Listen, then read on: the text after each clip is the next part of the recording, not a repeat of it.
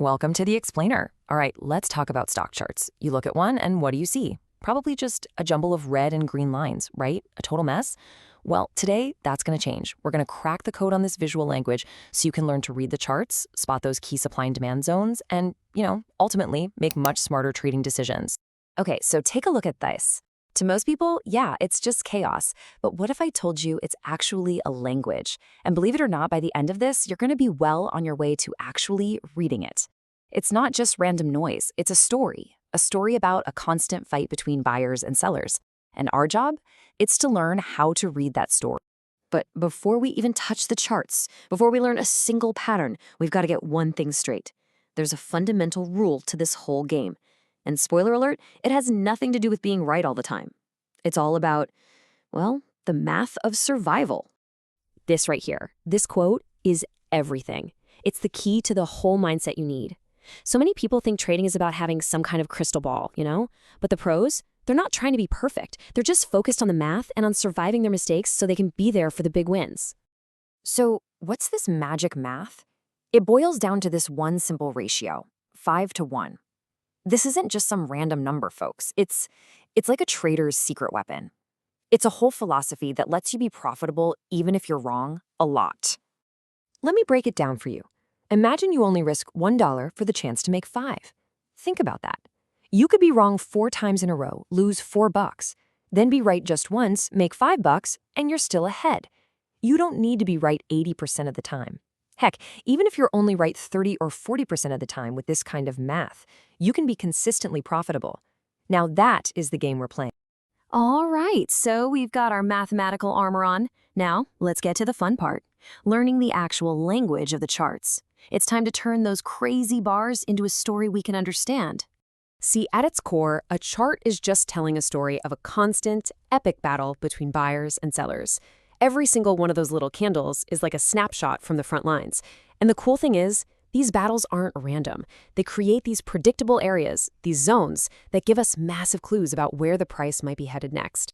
So the whole game is about spotting these zones where control is about to shift. Think of it like this. On the left, you've got a supply zone. That's the ceiling. It's where sellers are just overwhelming the buyers, pushing the price down. And on the right, you have the demand zone. That's the floor, where buyers step in and say, nope, not going any lower. Our job? It's basically to find the floor and the ceiling. So, how do we spot these zones? Well, you've got to read the tails or wicks of the candlesticks. These things are like a secret roadmap. See that long topping tail? That's the market screaming that sellers are up there, fighting back. That's your clue to a supply zone. And the bottoming tail? That's the buyers digging in their heels, defending a price. That's your demand. Okay, so you're learning the words, supply, demand, topping tail, but just knowing the vocabulary isn't enough, right? You have to understand the context of the whole conversation, because without context, those words can mean very different things. And here is rule number 1. Seriously, write this down. Always check the daily chart first, before you even think about looking at a 1-minute or 5-minute chart. Why? Because the daily chart shows you the brick walls. That line there, the 200 exponential moving average, that's like a giant red light. If you see a stock running right up into that, trying to buy it is, well, it's like trying to drive through that brick wall. You just don't do it. Okay, so if the daily chart tells you what not to do, how do you find the stocks you should be looking at? Let me tell you, it's not by reading the headlines. By the time a stock is in the news, you're probably too late. The big move has already happened. No, you need to see where the action is happening right now. And for that, you use stock scanners. They're built to find the stocks with insane volume and volatility, exactly the kind of environment where these patterns play out. All right, enough theory. Let's put this all together and look at a real trade. We're going to walk through the story of a stock, ticker REBN, and see how this all plays out in the real world. Okay, so check this out. The stock comes down to $2.09, and boom, it bounces. Then what does it do? It comes right back down to test that exact same level and bounces again. This is what we call a double bottom. The market is literally screaming at us, hey, buyers are here. They like the price at 209. That is our demand zone. That's our floor. So the stock rallies off that floor. But look what happens as it gets up towards that $3 mark. See those long wicks sticking out the top? Those are the topping tails we were just talking about. That is a huge warning sign that sellers are up there, pushing back hard. The market is showing us the ceiling. But then, What happens when that ceiling finally breaks? Look at that, a massive green candle, and look at the volume bar at the bottom. It's huge. That's the breakout. The buyers just completely steamrolled the sellers. And here's the beautiful part. That old ceiling, that old resistance, it now becomes the new floor, the new support. This flip is one of the most powerful entry signals you can find. Okay, that's great in hindsight, right? So the real question is, how can you do this yourself systematically?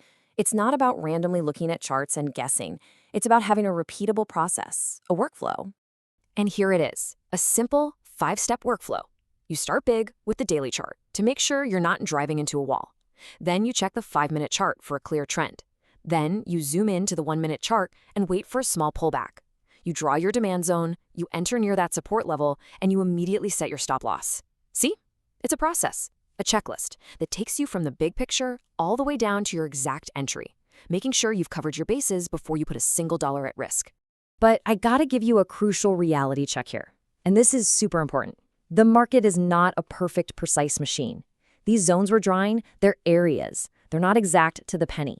So you have to give your trades a little wiggle room to breathe. A support level at 250 might dip down to 245 before it bounces. That's normal.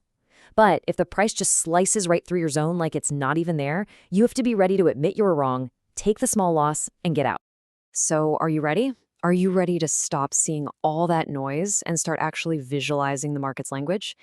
You now have the building blocks. You've got the math, you've got the vocabulary, you've got the workflow. There's just one thing left to do. Here's the main takeaway from all this. Technical analysis is a language, and you don't get fluent in Spanish by reading the dictionary, right? You have to immerse yourself. You have to speak it. So open up your charting software, pull up the day's biggest movers, the stocks with all the volume and volatility, and just start practicing. Start drawing those zones. Identify the tails.